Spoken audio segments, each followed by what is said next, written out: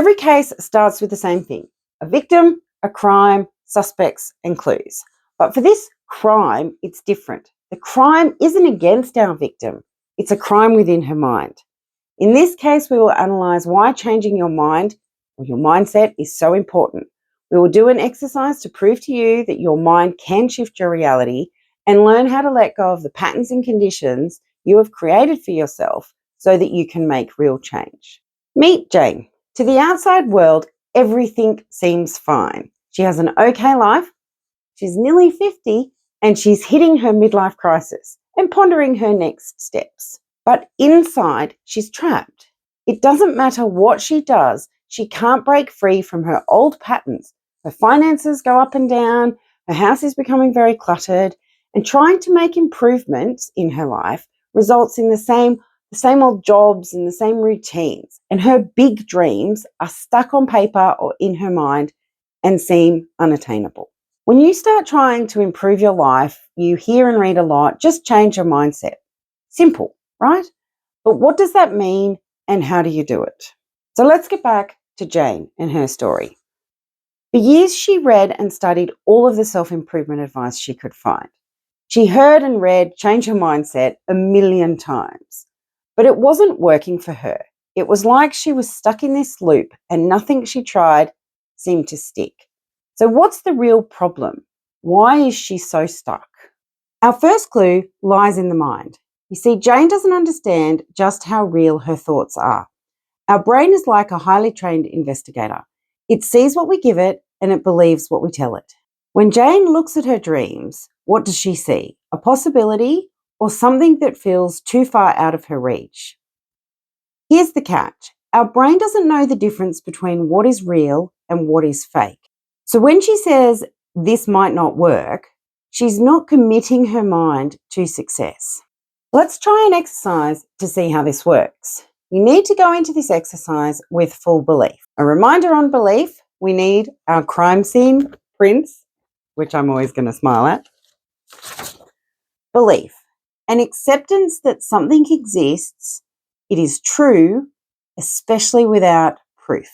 So let's do this exercise. What you want to do is you want to put your hand out and you want to close your eyes. And you want to imagine and visualize putting super glue all over your hand. And once you've done that, you want to rest that down on a table or on your leg, and you want to tell yourself, my hand is stuck, I can't pick it up. And then try. And when you do that, you'll find that your hand feels stuck because you've given your brain the image that your hand is stuck. And as soon as you say to yourself, actually, no, my hand isn't stuck, you'll be able to lift it up again.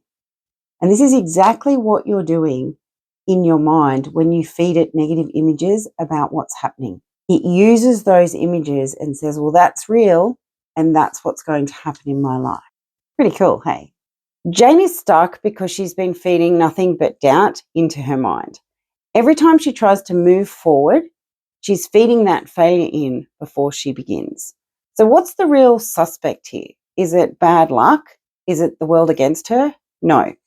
It's the patterns she's repeated over and over again. The more Jane focuses on what's wrong, the more her brain reinforces that feeling. It's like being trapped in quicksand. The harder she tries to think her way out, the deeper she's sinking. Here's the deal. If Jane's mind can create this illusion of being stuck, it can also create a path to change.